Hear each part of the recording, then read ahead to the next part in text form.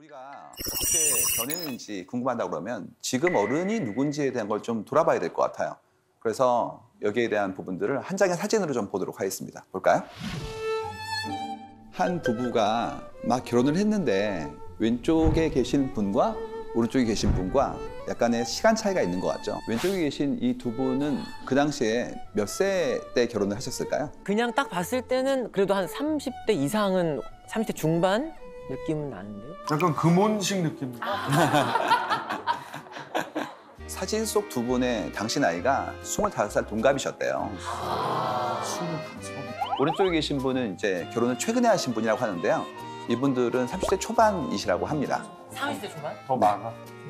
그래서 근데 이분들께서 이렇게 성숙해 보이는 게 아니라 그 당시에 한국에 25살 정도면 이분들 같은 모습이었어요. 그 사이에 우리가 굉장히 젊은 모습을 가지게 사회가 변화한 거죠. 그래서 이제 왼쪽의 분들이 예전에 한국에 아주 일반적인 그런 분들이었고요. 평균적인 분들. 오른쪽에 있는 분들은 지금의 한국의 평균적인 분들이죠. 두 가지를 저희는 주목하는데요. 첫 번째가 결혼을 하는 나이가 하신다면 예전보다 나이가 들긴 형태로 바뀌었다. 그러니까 우리가 결혼을 결심하고 실행하는 그런 시기가 예전보다 늦춰졌다는 게 첫 번째고요. 두 번째는 그 나이 때의 분들보다 예전 기준으로 한다면 더 젊어 보인다. 이 두 가지가 가장 큰 차이인 것 같아요. 제가 얼마 전에 한 강연에 썼던 자료 중에 하나가 뭐였냐면 1970년대의 한 분의 생신이었어요. 사모간대 쓰시고 그다음에 흑백 사진 속에서 앉아 계신 모습을 보여드렸었는데 그게 1970년대였으니까 지금부터 50년 전이죠. 근데 가운데 앉아 계신 남자분이 정말 나이가 들어 보이셨거든요. 근데 환갑이셨어요. 근데 여러분 주위에 환갑되신 분들 꽤 있으시죠? 오늘 오신 선생님들 중에서도 계실 거예요. 예전의 느낌에 정말 나이 든 분이라는 느낌은 들지 않습니다. 그렇죠. 첫 번째 그렇고요. 두 번째는 뭐였냐면 그 당시에 찍어준 사진을 보시면 굉장히 큰 전체의 어떤 가족의 모습이 나와요. 예전에 지역에 가가지고 환갑잔치 그러면 일단 마당에 멍석 깔고 그다음에 이렇게 차양 치고 그다음에 병풍을 갖고 나왔어요. 왜 그러냐면 식구가 수십 명이었기 때문에 그리고 일가 친척도 다 근방에 살고 계시기 때문에 환갑잔치는 엄청 오셔가지고 절하는 것만 꽤 시간이 걸렸던 기억이 납니다. 근데 지금 어떻습니까? 지금은 만약에 올해로 환갑이다 그러면 62년생이실 거 아니에요. 근데 그분들이 결혼을 하셨다면 80년대 중반일 텐데 한국이 80년대 중반에 출생률이 1.6밖에 되지 않아요. 그러면 그때 태어나셨던 분들은 한 분이나 두 분이라는 얘기고 그렇다면 지금 장소원들이 장성하셔도 그분들과 함께 사진 찍었을 때 몇 분 나올 거 아니야. 결혼을 안 하실 확률이 높고요. 하셨어도 현재 한국의 출생률은 0.8 정도밖에 되지 않으니까 많이 보면 한 4분 정도? 아이까지 합치자 5분 정도? 아니죠. 최근은 환갑은 사진을 찍지 않습니다. 맞아. 그러니까 바뀐 거예요, 완전히. 환갑 잔치를 안 하지. 맞아, 그냥 밥이나 먹지. 우리 삶의 기준이라는 게. 근데 나도 모르게 어렸을 때 책을 읽거나 주변에 보다가 환갑이란 말 들으면 꼭 인생을 정리할 것 같고 맞아. 엄청 산 것 같고 이런 느낌이 들단 말이죠. 근데 그렇지가 않습니다. 그렇기 때문에 이 변화를 우리가 마음속에 느끼는 거하고 인지하는 것 사이는 항상 차이가 있어요. 그 부분을 이제 고민을 해보는 거예요. 요즘은 이제 100세 시대라는 얘기를 하죠. 그러니까 인간의 수명이라는 게 100세까지는 갈 거다? 아니죠. 더 갈 겁니다. 지금 뭐 2000년대 초반에 태어난 친구들 같은 경우에는 120년, 140년 이런 얘기가 나오고 있지 않습니까? 지금 추계로 봤을 때 2030년 정도가 되면 한국의 평균 수명이 이제는 거의 90살은 무조건 넘어간다라는 식으로 나오는 걸 봐서는 평균이 그러하다면 개인 차에 따라서 더 오래 사시는 분도 나오겠죠. 그렇다면 이제 그런 부분들의 어떤 패턴이 우리 삶의 의사결정의 어떤 기준과도 바뀌게 될 것 같다라는 부분이에요. 예를 들어서 지금 막 아이를 이제 굉장히 기쁘게 기다리고 계신데요. 주위에 아이를 낳는 분들은 대략 몇 살 정도인 분들이 현재 낳고 계신가요? 이게 진짜 신기한 게 제가 35이어서 의학적으로 봤을 때 노산 커트라인에서 한 발가락 정도가 나와 있는 나이래요. 근데 주변에 보면은 올해 이제 출산을 하셨거나 예정이신 분들 중에서 제가 제일 어리거나 어린 편이에요. 보통 한 30 후반 아니면은 40대. 그리고 제가 나이가 제일 어린 편이에요. 실제로 35대. 의학계에서도 그 기준을 네. 이제는 좀 더 성기게 하거나 늘려야 된다는 그런 얘기가 나오고 있더라고요. 이유가 뭐냐면 예전보다 더 건강하시고 활동적이시고 하기 때문에 그런 부분들의 어떤 차이가 이제는 좀 더 우리 삶의 기준으로 재편되는 것이 나오는 건데요. 과거랑 비교를 해본다면 로미오와 줄리엣 같은 경우 그때 몇 살이었을까요? 아 맞다. 열네. 문헌상에서는 로미오는 명확하지 않고요. 줄리엣은 14번째 생일을 앞두고 있다는 얘기 나오거든요. 그러니까 한국 나이로는 16살 수도 있죠. 근데 이제 우리도 이몽룡, 성춘향, 이몽룡 이분들도 28청춘이라고 불렀어요. 그러면 16세입니다. 그래서 만약에 이분들이 그 당시 결혼을 했다면 20살 이전에 첫 아이를 낳았겠죠. 그러면 이제 뭐 30대 초반 정도의 나이가 되었다. 이게 어떤 내용이냐면 2020년 기준으로 첫째 아이를 낳는 분들의 평균 연령이 32.3세예요. 그러면 이제 예전의 기준으로 본다면 10대 후반에 아이를 낳은 분들 입장에서는 벌써 13살, 14살 아이가 있었을 확률이 높겠죠. 왜 그러냐면 그 당시만 하더라도 우리가 알고 있는 것처럼 이렇게 기대의 여명이 그렇게 지금처럼 여유롭지 않았기 때문에 인생의 단계를 빨리 하지 않으면 그야말로 우리의 다음 세대를 기약하기 어려운 환경이었다는 거죠. 그렇기 때문에 그 삶의 스테이지에 대한 강박이 있었는데 이제 그렇지가 않고 좀 더 여유롭게 바라볼 수 있을 만큼 우리가 어느 정도 시간에 대한 자원을 가지게 되었다 이렇게 볼 수 있을 것 같아요. 이 얘기를 좀 더 다른 형태의 걸로 좀 해볼게요. 커뮤니티에서 화제를 가지고 있는 그런 하나의 내용들이 들어있는데 이 그림이에요. 아, 와, 여럿 죽이고 돌아왔어, 10대가. 아 진짜네. 기원전 10대는 전쟁을 하고 결혼을 하였지만 지금 10대는 그렇지가 않고 난 무서워요 뭐 그런 얘기 나온다 그런 얘기들입니다. 우리가 알고 있는 예전의 영웅들의 모습을 본다면 엄청난 그런 전운과 거기에 따르는 성과를 가져왔지만 나이가 20세가 안 되었다 이런 것들 나오잖아요.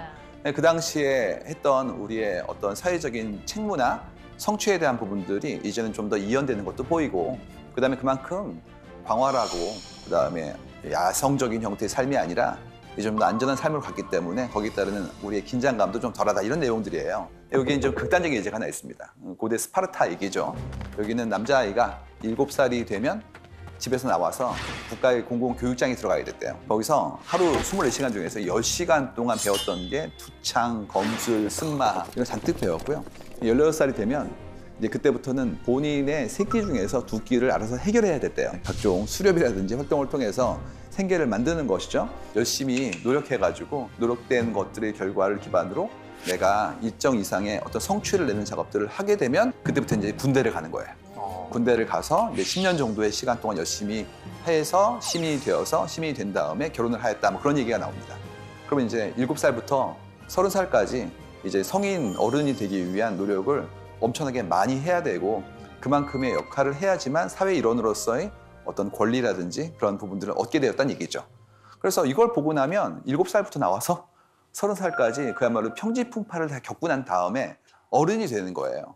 30세의 스파르타인과 너무 극단적이지만 지금 우리가 막 열심히 공부를 해가지고 직장 생활을 시작하는 나이가 대략 30살 정도로 지금 바뀌었거든요. 준비 기간이 길어지고 있기 때문에 그러면 이제 그 두 사람의 고민의 어떤 종류나 거기에 따르는 어떤 체감이라는 것은 참 다르겠구나라는 생각을 합니다. 그래서 항상 예전에 문헌들을 읽으셨을 때 그분들의 어떤 삶에 대한 치열함이라는 것이 우리랑 다르다라는 부분들을 염두에 두셔야 돼요. 물론 그분들이 더 힘들게 사셨고 우리가 편하다 그런 얘기는 아닙니다. 왜 그러냐 하면 삶의 무게라는 게 다극적이기 때문에 때로는 그 무게와 이 무게가 동등비교가 안 될 수도 있기 때문이라는 것이죠. 그렇다면 그만큼의 강박을 좀 내려놔야 되는데 쉽지 않은 그런 사회에 살고 있다는 게 이제 우리의 어려움이라는 거죠. 그래서 나이라는 거를 다시 한번 좀 고민해 봐야 될 것 같아요. 예를 들어서 내 나이가 몇 살이야? 그러면 약간 연령이 높으신 분은 금방 답이 안 나옵니다. 또 있죠. 올해가 몇 년이지? 그거 잘 모르시는 경우도 있고요.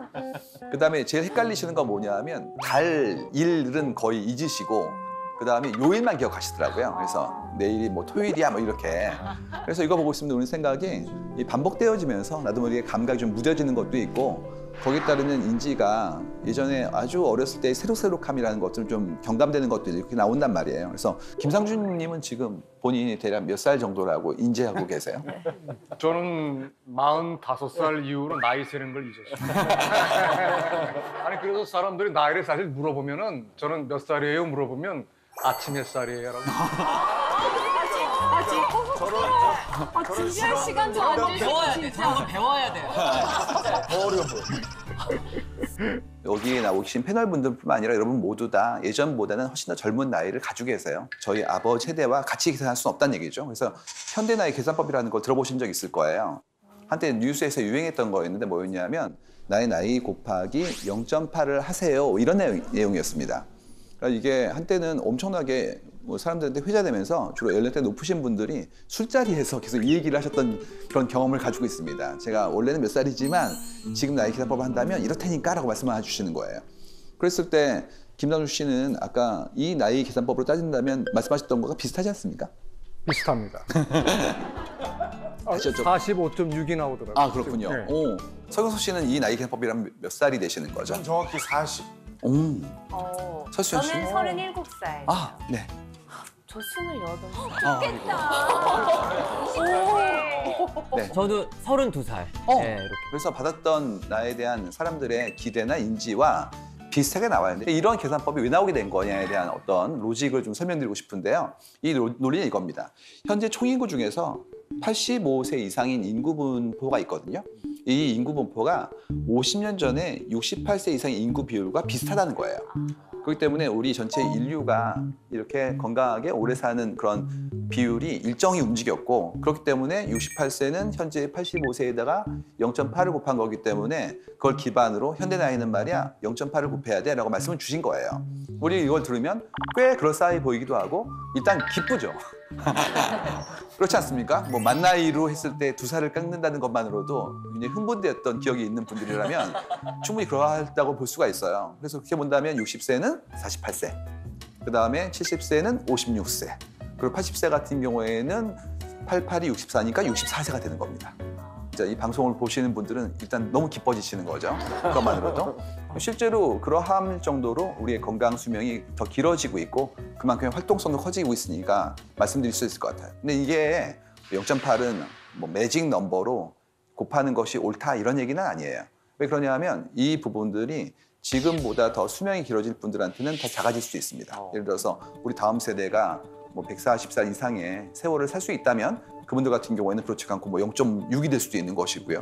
뿐만 아니라 살고 있는 지역의 보건복지, 문화와 관습 이런 모든 것들이 내 생애 주기에 있어서의 나의 노쇠함이라든지 거기에 따른 활발함에 대한 부분들을 저해하거나 증진할 수도 있으니까 이 부분도 역시 달라질 수 있고요. 그리고 또 한 가지는 우리가 사는 사람들의 지금의 삶의 패턴 중에서 본인의 노력도 있거든요. 이런 것들이 연결되기 때문에 일률적으로 경감된다고 볼 수는 없어요. 확실한 건 뭐냐면 현대 사람들은 자신의 삶을 더 길게 보고 있다는 거예요. 그럼 어떤 일이 생기냐면 조급함이 좀 덜어집니다. 그러니까 제 예전은 이거였단 말이죠. 빨리 뭘 해, 이거지 않습니까? 그래서 그 나이 단계별로 꼭 해야 될 어떤 태스크 같은 게 있었어요.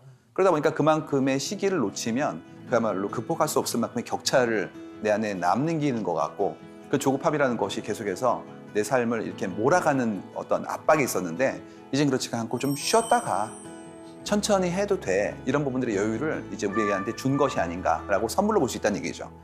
그래서 이런 부분들의 변화가 여러 사회의 곳곳에 조금씩 더 두드러지게 나타나고 있어요. 내가 내 스스로를 어떤 스테이지로 바라보고 있냐는 거예요. 그때 제가 말씀드렸던 건 이거였어요.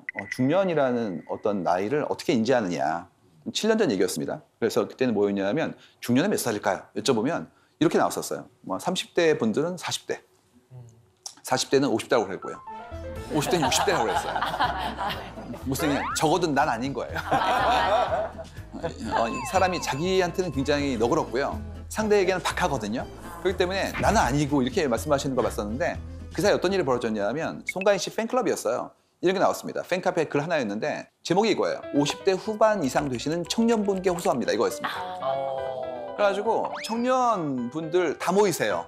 대상은 누구냐면 50대 후반 이렇게 적시하신 거예요. 내용을 읽어보면 이런 겁니다. 우리가 가진 거는 시간과 돈밖에 뭐가 있습니까? 그러니까 빨리 이렇게 걸기해가지고 다 같이 모여서 다 같이 멜땡 가입해서 빨리 우리 송가인 씨 음악 열심히 들어서 스트리밍 횟수 늘리자고, 이 얘기가 올라온 거예요. 그래가지고 그때 알았던 건 두 가지였죠. 첫 번째가 뭐였냐면 50대 후반은 청년이구나, 이걸 알게 되었고요. 두 번째는 뭐였냐면 이분들이 이제 새로운 미디어라고 불리웠던 스트리밍 서비스, 그다음에 팬덤 문화 이쪽에 빠르게 들어오고 계시구나, 이걸 알게 된 거예요. 예전 같았으면 그분들 같은 경우에 자기 자손분들이 무슨 팬클럽 활동한다고 그러면 이렇게 혼냈던 이분들입니다. 대신 그렇지 않고 본인이 막 분홍색 옷 입으시고 지방 공연 가시고 가서 막 몇 시간씩 댄스 하시고 굿즈 만들어서 막 서로 나누고 막 이러고 계세요. 더 무서운 건 자금력이 있으시기 때문에 밥차를 부르고 있습니다. 이게 불과 7년 만에 일어난 일이에요. 그래서 알게 된 게 뭐였냐면 우리가 예전보다 더 젊게 살고 있구나. 그다음에 문화의 어떤 수용이라는 것들이 예전처럼 세대별로 다르지 않구나. 이런 것들을 알게 된 거고요. 또는 그런 걸 기반으로 우리가 해야 되는 건 뭐냐면 그분들이 예전처럼 그 스테이지에 이런 일을 하세요. 뭐 예전 같았으면 이런 거였죠. 나이가 드신 분들끼리 계신 곳에 가서 그분들끼리 함께 지내세요. 이게 아니라 여러 다양한 형태의 사람들과 함께 활동적으로 즐기시는 것들이 가능하다는 부분들이 보여지게 되는 거예요. 제가 얼마 전에 본 유튜브 동영상 다는 댓글이 뭐였냐면 이거였어요. 60대 청년인 나의 입장에서 바라본다면 이거였습니다. 본인을 정말 그렇게 믿고 계신 거예요. 그렇기 때문에 우리가 알고 있는 기존의 유년기, 소년기, 청년기라는 부분들에 대한 정의가 다 달라질 것 같다. 넓어질 것뿐만 아니라 그만큼의 스테이지를 계속 부과하고 있다는 자신감으로 갈 수 있도록 어떻게 도울 것인가에 대한 것들도 좀 고민을 해봐야 되지 않을까 생각을 합니다. 이건 좀 시리어스한 얘기인데요. 인생 주기에 따라서 어떤 고민을 하고 있느냐 이제 이 문제를 본 거예요. 재밌는 거는 뭐 20대, 30대, 40대, 50대 다 각자 본인 삶의 스테이지에 맞는 고민을 합니다. 예를 들어서 20대 같은 경우에는 취업, 그리고 30대 분들도 마찬가지로 취업과 연인 관계 같은 것들 굉장히 중요하죠. 새로운 사람 만나고 헤어지고 이런 작업들이 경험이자 스트레스일 수 있으니까. 근데 3040 같은 경우에는 직장 생활도 있지만 부동산 이슈가 이 문제는 너무나 민감하기 때문에 말씀을 드리기 너무 어려운데 일단 주거 환경에 대한 우리의 기준이 올라가고 있는데 도저히 감당할 수 없을 만큼 자산의 격차가 커지니까 여기에 따르는 어떤 낭패감과 절망감 같은 것들이 나오는 것들이 보이고요. 50대, 60대는 드디어 이제 건강 나오고 그리고 부부에 대한 어떤 사이나 관계에 대한 것들 나옵니다. 좀 차이가 있다면 40대 이하에는 없던 건강, 의사 이런 부분들이 이제 올라오는 게 50, 60대예요. 그래서 당연히 관리하고 치료하는 작업들을 해야 된다는 게 나오고요. 저희가 이제 마음은 따로 볼 때가 있어요. 근데 이 경우도 마음은 좀 따로 봤어요. 이유가 너무 스트레스가 많으셔가지고 봤더니 여기에 역할이 단순히 마음이 아니었어요. 엄마로서, 딸로서, 그다음에 누군가의 며느리로서 이런 것들이 엄청 나오는 거예요. 관계에 의한 스트레스가 많으셔가지고 이런 부분들이 참 어렵구나라는 것을 알게 된 거죠. 그래서 이걸 보면 드는 생각이 각자 나이별로 고민이 있다. 고민이 당연히 오는 거일 수도 있고 어떤 건 사회적 형태의 텐션이 있는 것도 있는데 어쨌든 있다라는 걸 이제 알게 된 겁니다. 그래서 여쭤보고 싶어요. 어떤 고민이 있으신지. 성현석 씨 있으십니까? 요즘 고민? 저는 이제 50이 됐으니까요. 이제 10년 후쯤에를 대비해서 지금 어떤 준비를 해야 하나. 네. 또 저는 그냥 좀 닥친 이제 출산을 어떻게 해야 할까 너무 무섭다라고 뭐 출산이 다들 그렇더라고 안에 있을 때가 편할 때라고 하시니까 지금도 나는 꽤 불편한데 도대체 얼마나 더 힘든 앞날이 펼쳐지는 걸까 뭐 내가 엄마가 될 수 있을까 약간 이런 고민들 요새 하고 있어요. 김홍현 씨도 저는 이제 제가 지금 이제 40대 대한민국을 살아가는 미혼 남성으로서 과연 노후에 대한 준비를 어떻게 하는 게 맞는 것이냐 이런 거에 대한 고민을 하죠. 저희가 계속해서 이제 누군가의 일상을 바라보고 그 감정을 바라보는 일하면서 느낀 게 뭐였냐면 각자 다 다른 생각하는 것 같은데 상당히 일치하는구나라는 걸 볼 때가 있어요. 저희는 이제 패턴 보는 게 직업이니까 재밌는 게 모든 고민 글이요 출발할 때 제가 몇 살인데요 이거를 어떻게 할까 이렇게 시작해요. 그러네. 그래서 되게 놀랍습니다. 저는 이제 50이 됐으니까요. 제가 지금 이제 40대 대한민국을 살아가는 미혼 남성. 그래서 맞아. 응당 이때는 이걸 해야 돼 내지는 내가 좀 지난 다음에 이걸 준비해야 돼에 대한 부분들을 굉장히 많이 우리는 받아온 것 같아요. 그러다 보니까 그 스테이지에 내가 미치지 못한다고 느껴지는 순간부터 엄청난 그런 고민을 하나의 걱정으로서 승화시키고 있는 거죠.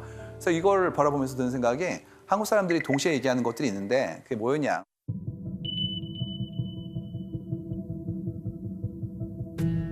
이게 바로 시간, 돈, 나이를 늘 얘기해요.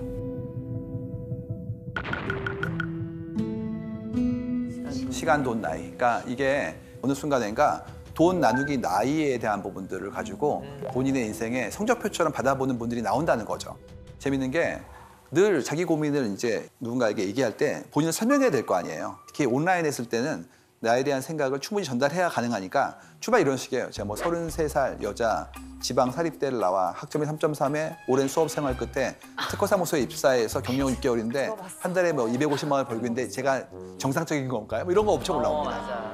어떻게 본다면 객관적인 지표들이죠. 나이라든지 뭐 경력의 기간이라든지 수입에 과다라는 건 지표이긴 한데 인생에 굉장히 다양한 형태의 어떤 요소들이 있잖아요. 근데 이건 다 제거하고 숫자화 될 수 있는 것만 이렇게 강박처럼 얘기하는 사회가 아닐까에 대한 두려움이 생긴 거예요. 그래서 봤어요. 그랬더니 이런 얘기 나오더라고요. 뭐 23살 생산 직무 스펙 평가해 주세요. 24살 전문대 남자 냉정하게 스펙 평가요. 그래서 본인의 숫자를 다 쓰시거든요. 그다음에 이제 내가 현재 일을 하고 있는데 이거를 제대로 하고 있는 건가요? 다른 형태의 일을 하려면 어떻게 해야 되나 이런 부분들 여쭤본단 말이에요. 그래서 이때 스펙은 나이 대비 성과를 얘기하는 내용인데 원래 스펙이란 말이에요. 이 기계장치의 명세를 뜻하는 말이기 때문에 인간한테 쓰면 안 돼요. 근데 우리는 나도 모르게 그 단어를 사람의 가치 기준으로서 쓰이고 있다. 이게 되게 좀 무서운 얘기죠. 왜 그런 거냐? 이게 이제 정해져 있는 자리를 놓고 싸우는 경기랑 비슷한 건데 이런 식이에요. 좋은 조직이 있어요. 훌륭한 조직이에요. 우리는 지금부터 새로이 조인할 분들을 모집해요. 이렇게 얘기합니다. 지원하세요. 누구나. 그럼 어떻게 됩니까? 자리는 10개 있는데 1000분이 오시는 거죠. 기준이 명확해서 저희는 이런 분을 원해요. 이러면 다행인데요. 그렇지가 않고 좋은 분이요. 어떤 일이 벌어지면 이렇게 나오죠. 저는 대학 나왔는데요. 옆에 있는 분은 저는 대학 받고 대학원 더요. 저는 어학연수요, 공모전이요, 봉사활동이요. 이런 식으로 계속 쌓아나가는 거예요. 그러다 보니까 다른 사람보다 무리해야 되는 것이고 무리한 분들이 들어오는 그런 상대 경쟁을 하는 비교평가의 시대에서는 나도 모르게 내가 하는 일들에 대한 성과에 대한 것들을 객관화시켜서 설명하거나 거기에 대해서 평가받는 것들이 익숙해지는 거예요.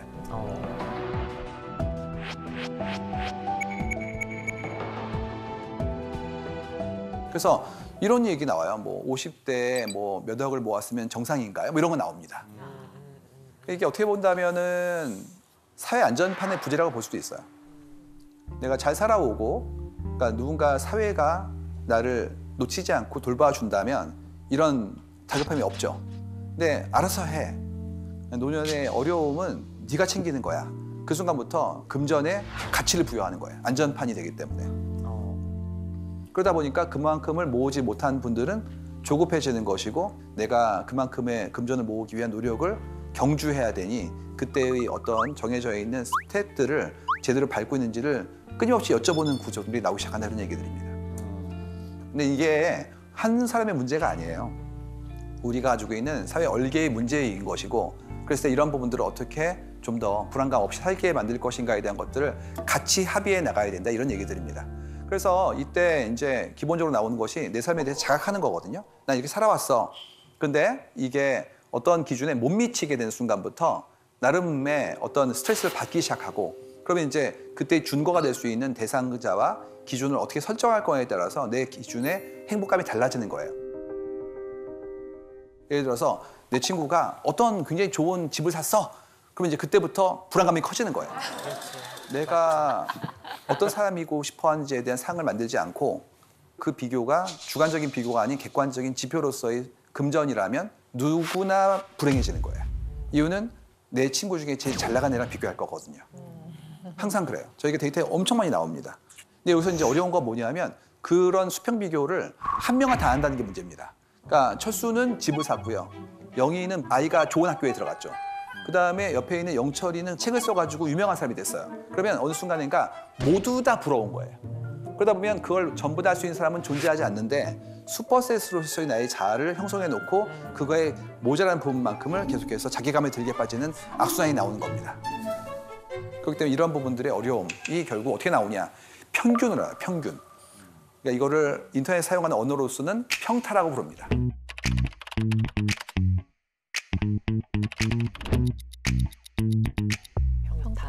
평균 타율이라는 건데 흥미로운 거 이 평타라는 게 실제로 에버리지, 평균이 아니에요. 어떤 거냐면 이런 식입니다. 나이 29살 남자, 수도권 4년제, 연봉 3,800, 이 정도면 괜찮은 건가요? 이런 식이에요. 근데 여쭤보면 댓글이 엄청 달려요, 그 밑에. 근데 그 댓글의 기준이 터무니없을 때가 많습니다. 그러니까 모자라시네 이런 거 막 올라오기 시작하면 자괴감에 빠지는 거죠. 맞아. 그러니까 미디어에 보여지는 정말 유명한 분들의 소득이나 정말 핫한 직업들의 결과만 얘기를 하고 있으니까 이런 것들이 이제 굉장히 나한테는 엄청난 압력이 되는 건 기본이에요. 여기서 안 끝납니다. 뭐가 나오면 이런 거 나와요. 의사결정에 있어서도 눈치를 보는 거예요. 야식으로 치킨 먹을까요? 피자 먹을까요? 이런 거 물어봅니다. 이 시간에는 피자가 그 국룰인가? 이런 거 올라오고요. 끝도 없어요. 뭐 대기업 맞벌이 부부의 둘이 합쳐 연봉 1억인데 6세 아들 영유 보낼까요? 말까요? 뭐 이런 거. 네, 42살 미혼 여성 연봉 7천에 저축액이 5억인데 24평 오피스텔 살까요? 13평 아파트 살까요? 이런 것들. 그러니까 모든 것들을 다 여쭤보는 거예요. 그래서 이걸 다 모아가지고 의사결정하는 게 때로는 의미 있어요. 왜 그러냐면 컬렉티브 인텔리전스라고 해서 사람들의 지혜를 모으면 훌륭한 게 나오니까 집단성을 발휘하는 거죠. 그러니까 일종의 원기옥처럼 우주의 길을 다 모으는 이런 거예요. 근데 이게 안 되는 경우도 있고 그다음에 그런 정보 자체가 왜곡되는 경우도 있어요. 예를 들어서 꿀팁들 있잖아요. 결혼정보 QA부터 그다음에 뭐 출생을 이제 하게 되었는데 내가 아이 낳을 때 준비할 것들 이런 것들 엑셀로 4페이지 나옵니다. 그러면 그걸 다 사야 되는 거예요. 그래서 무슨 아이들 처음에 낳게 되면 하는 박람회 같은 데 가보시면 머스트로 사야 되는 물건들이 나오는데 정말 몇백 개가 떨어지거든요. 그러니까 어느 순간인가 다 모아오는 거예요. 그래서 평균이 아니라 어떻게 보면 최소 공배수보다 더 큰 슈퍼셋이 나오게 되는데 그걸 못하게 되는 경우에 이제 나는 평균보다 떨어지는 거 아닌가? 에 대한 부분들이 힘들어지는 것이죠. 이거를 이제 어떻게 얘기하냐면 국룰이라고 얘기하기도 합니다. 예, 나름의 룰이 있지 이런 얘기예요. 가장 핫한 국룰은 축의금 같은 거. 맞아. 여러분 축의금 국룰 보여드릴까요? 절치는 10만 원 더하기 알파고요. 종종 연락하고 여럿 모일 때는 만나게 된 친구는 5만 원. 연 끊고 살다가 갑자기 연락 온 친구는 한 푼도 안 내고 비참석이고요. 전체 회식 때 한 번 대화해본 다른 부서 박대리는 3만 원과 비참석. 바로 옆 부서의 김 과장님 5만 원.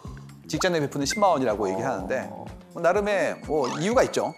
근데 이제 이걸 따라하면 나도 모르게 안온감이 들죠. 이유가 내가 사회적 규칙을 더 이상 도외시하지 않고 따르고 있구나라는 안도감이 들고요.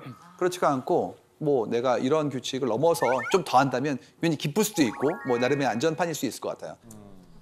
이런 거 말고 또 어떤 국룰이 또 있을까요? 예. 보통 엄마들은 학교 아이 처음 보낼 때 예체능은 뭐 시켜, 나도 그럼 기본으로 이건 시켜야 되는 건가? 근데 저는 그래도 난 주변 애들이랑 똑같이 공부 안 시키는 엄마가 될 거야라고 하다가 결국은 다 따라가는. 그러지 않으면 대학 가는 게 너무 힘들어지는. 이사하면 그날은 무조건 짜장면 먹는다. 맞아. 그렇죠. 축구 볼 때는 치킨이 국룰? 이런 거. 치킨에 무조건 뭐 맥주. 이렇게. 그렇죠. 그렇죠. 저는 이제 오늘 일반 분들 많이 오셨으니까 저 방송계 국룰 하나 알려드릴게요. 네. 저희 이렇게 녹화를 하잖아요.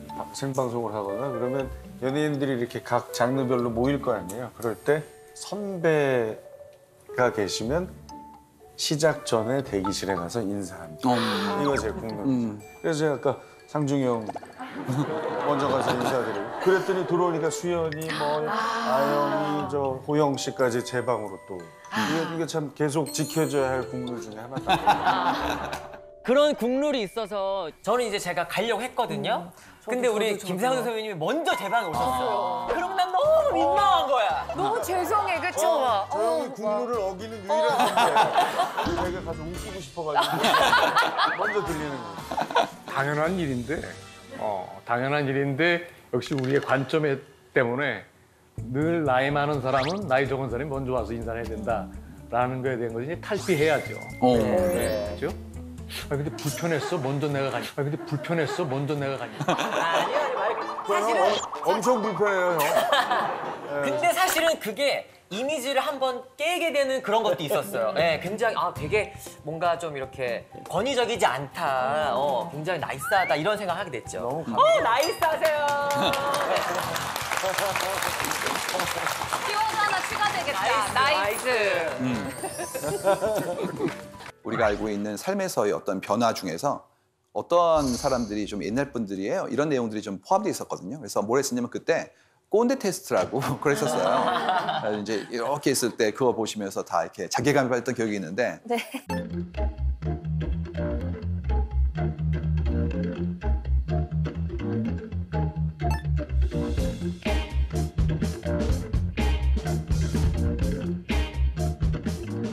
차주님도 다른 패널 분들도 너무 놀랬죠. 내가 꼰대란 말이야? 근데 그 사이에 이제 그 말이 어떻게 바뀌었냐면 라떼라는 말로 바뀌었죠. 맞아. 그래서 맞아. 똑같이 지금 사회에 잘 적응하지 못하는 분들, 그다음에 다른 사람들이 좀 어려워하는 분들, 이분들과의 어떤 시간적 문화적 격차에 대한 것들을 우리가 조금은 흉보기도 하고 때에 따라서는 각성시키는 작업들로서 함께 가기 위한 노력들을 했던 것 같아요. 최근에 어떤 내용이 많이 올라오고 있냐면 뭔가 나는 새로 시작했어요 이런 것들이 엄청 올라옵니다. 그래서 뭐 골프를 배우는 분도 계시고 그다음에 테니스를 배우는 분도 계시고 그림을 그리기도 하고 또 나이가 드신 분 중에서 뭐 드론 자격증부터 코딩에 새로운 것들을 엄청 시도하는 분들이 나왔어요. 그래서 예전 같았으면 학원 가야지라는 것이 굉장히 어린 학령기에 젊은 잘하는 분들이었다면 지금은 거의 모든 사람들이 이제 그렇게 새로운 걸 배우는 것들이 굉장히 일반적인 형태의 내 패턴이 되고 있거든요. 그래서 김 대리님 야근 좀 해주세요 그랬더니 안 돼요. 이유가 학원 가야 돼요. 지금 많은 분들이 자기개발. 업무 끝난 다음에 본인이 배우고 싶은 취향이나 취미나 업무 능력 같은 부분들을 가지고 7시에 시작하는 학원을 다니기 때문에 야근을 못 하겠다는 거예요. 예전 같았으면 야근이 싫은 이유가 사생활에 대한 존중 이것이 있었다면 그건 당연한 것이고 그거 말고 자기 개발에 대한 부분도 올라왔다는 얘기입니다. 그래서 새롭게 뭔가를 배운단 말이에요. 저 요즘 공부하고 있어요. 뭐 와인을요. 아니, 저는 요즘 공부하고 있는 게 뭐 공예를 공부하고 있어요. 이런 식으로 내가 스스로 원하는 것들에 대한 시작이 막 나와지고 있단 말이죠. 다시 시작하는 거에 대한 용기와 시도에 대한 것들이 좀 더 많이 나오는 것들이 보인다는 얘기고 그러다 보니까 이제는 뭐가 나오고 있냐면 내가 이렇게 새로 시작하는 일들이 이전에 들었던 어른다움에 대한 것과 같은 거냐 다른 거냐에 대한 부분들의 새로운 정의 같은 것들이 이제 우리에게 굉장히 큰 숙제로 나오고 있는 것 같아요. 그래서 나이만 어른이 아니라 나 진짜 어른 맞아? 이런 자문에 대한 것들이 나오고 그다음에 또 그 나이엔 이거 해야지 라는 얘기 있지 않습니까? 그 유명한 얘기 있잖아요. 명절에 모이면 하는 공격들. 그러니까 중고생이면 공부 열심히 해야지 뭐 이거 나오고 고등학생 올라가면 대학은 어디 갈 거냐. 대학에 들어가면 이제 취직 준비는 됐니?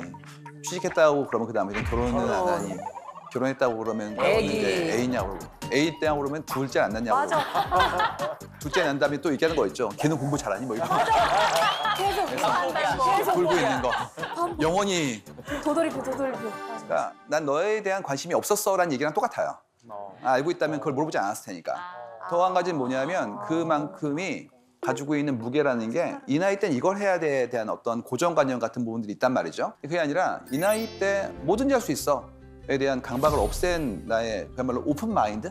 이게 가능한 거냐에 대한 것들. 또 한 가지는 그랬을 때 내가 뭔가 새로 시도하는 것들이 사회적으로도 개인적으로도 충분히 용기를 얻고 그만큼의 독려할 수 있을 만큼의 분위기가 되는지에 대한 부분들 만들어놔야 될 것 같고요. 더 나아가서 궁극적으로 내 삶을 내가 설계할 수 있느냐. 남의 스케줄에 의해서가 아니라 이때 뭘 해야 돼 그게 아니라 내가 원할 때 나의 인생의 스케줄 만들 수 있는지에 대한 부분들 자기만의 패스를 만들고 싶어하는 사람들의 주도성에 대한 것들이 이제 올라가는 것들이 보인다는 얘기입니다. 어른이 무엇인지 우리는 어른이 될 수 있을까? 난 이미 어른이 되었나? 이런 얘기들이에요.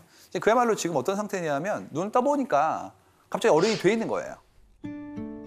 나는 여전히 아이인 것 같은데 어른이 되어 있고 그다음에 또 한 가지는 그 어른이라는 분들이 예전에는 굉장히 크고 모든 거를 해결해 줄 수 있을 것 같았는데 막상 내가 얼마만큼 불안하고 나약한지를 알게 된 거죠. 그렇기 때문에 이런 모든 변화를 내가 어떻게 수용할 것인가에 대해서 좀 숨가 빠지고 있어요. 근데 여기에 팬데믹이 오고 그다음에 지금 나왔던 자동화가 되면서 더 어려워지는 겁니다. 지금 키오스크 엄청 많죠. 처음에는 뭐 공공기관 쇼핑몰 갈 때마다 체온 측정하는 거 정도였어요. 지금은 뭐 QR코드 넣고 그다음에 소독약 나오고 인식되고 이런 것도 나오고요. 또 한 가지 뭐가 나오냐면 가는 곳마다 이제는 상점이 자동화되기 시작했어요. 제가 얼마 전에 서울 시내 한 아파트 단지에 갔었는데 거기가 엄청나게 큰 단지인데 1, 2층이 상가로 꽉 채워진 거예요. 근데 최근에 상가가 쉽지 않거든요. 왜냐하면 배달 서비스도 있고 그다음에 또 세탁도 도와주시고 이러니까 동네 상권이 어려워요. 근데 여기는 분양이 끝났더라고요. 봤더니 절반 이상이 무인이었어요. 무인 독서실, 무인 운동하는 곳, 심지어 무인 갈비집도 있었습니다. 갈비집 뭐였냐면 밀키트 갖다가 구워 먹는 그런 시스템이었어요. 그래가지고 지금 가는 곳마다 엄청나게 무인이 많아지고 있는데 근데 이슈는 뭐냐면 그거를 어떤 분은 좋아하시지만 어떤 분은 힘들어하시죠. 로봇 카페가 생겨가지고 제가 가서 관찰하면서 봤었는데요. 흥미로운 게 젊은 분들은 오셔가지고 아무렇지도 않게 앱을 사용하시고 앉아서 막 공부도 하더라고요. 근데 나이가 드신 분들은 들어오길 주저하시는 걸 본 거예요. 아이들과 함께 오시면 가져갈 수가 있는데 아닌 경우에는 이렇게 쭈뼛거리시다 가시더라고요. 그래서 이제 뭐가 생각나냐 하면 예전에 제 어렸을 때 생각이 났어요. 제가 이제 막내로 자라가지고 세상 일에 서투르니까 저희 어머니가 저를 데리고 은행에 데려가시더라고요. 가가지고 뭐라고 하셨냐면 여기 통장 만들어 보라고. 제가 나는 낯설고 무서워서 못한다고 말씀드렸더니 해보라고 하셔가지고 엄마 뒤에 계시고 전 앞에 가서 만들었거든요. 그때 뭘 느꼈냐면 뿌듯함을 느꼈어요. 아, 내가 어른이 하는 일을 했구나. 그리고 그때 뒤에 계신 엄마가 돌봐주셨던 것이 엄청난 의지로 남아 있었거든요. 근데 지금은 거꾸로 제가 어머님들을 돌봐드려야 될 나이가 된 거예요. 이유가 어머님들이 인생의 지혜가 쌓였지만 밖에 있는 QR코드니 아니면 키오스크니 이런 부분들은 힘들어 하시죠. 그러니까 이제는 오히려 그런 나이가 드신 분이 인생의 지혜와 무관하게 생존의 어려움을 겪을 만큼 우리 삶이 더 복잡해지고 있는 거예요. 그렇기 때문에 어른이 된다는 게 예전에는 그냥 지혜를 얻고 삶의 기준이 생기고 경험이 생기면 어른이 되었지만 이젠 그렇지가 않고 뭔가 제대로 하기 위한 학습과 습득에 대한 부분들이 요구되는 형태대로 가고 있다는 얘기입니다. 그렇다면 이제 어른이라는 것은 독립적이어야 되고요. 그다음에 배려와 영향력을 갖출 수 있어야 되고요. 제일 중요한 부분인데 사회 변화에 맞춰갈 수 있어야 돼요. 이렇게 하는 거야가 아니라 아 이렇게 하는 거구나 라고 새로 배우고 그런 새로 배운 경험들을 어떻게 상대편에게 나의 지혜와 함께 녹여서 전달할 것인가에 대한 부분들을 바라봐야 되겠다라는 얘기가 이제 떠오르게 되었습니다. 얼마 전에 제가 좋아하는 한 영화 감독님이 티셔츠를 입고 오셨는데 너무 인상적이었어요. 제가 이제 가져왔습니다. 그 티셔츠를. 네, 뭐라고 써 있냐면 Growing old is mandatory, but growing up is optional. 늙는 건 필수, 성장은 선택이에요. 나이 든다는 건 누구나 당하는 일인데 성장은 아무나 하는 게 아니야. 이런 얘기입니다. 여러분 어떻습니까? 예전에는 그냥 나이 든다는 게 어른이 된다는 게 당연히 내가 얻게 되는 것이라고 생각했죠. 조건실건. 이제 그렇지가 않고 그건 늙는 거고요.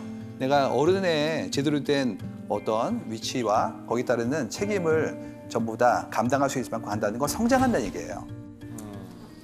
성장이라는 게 옛날에는 이런 식이었어요. 성장은 뭐 국가가 하는 거야. 경제 성장 이런 얘기였거든요. 근데 지금 그렇지가 않고 우리 아이 크고 있네. 잘하고 있네. 이게 성장으로 사적인 걸로 우리 사회가 좀 더 각자의 일상이 소중한 사회로 가고 있습니다. 그렇기 때문에 이만큼의 성장을 아이가 아니라 우리 모두 해야 돼요. 사회가 바뀌었기 때문에 그만큼의 성장을 갖지 못하면 이 사회에 있어서 함께 가는 사람들에게 짐이 될 수도 있고 그만큼의 나의 욕망이 제한될 수 있기 때문에 그런 것들을 어떻게 할 것인가에 대한 부분들을 바라보는 작업들이 필요하게 될 것 같습니다.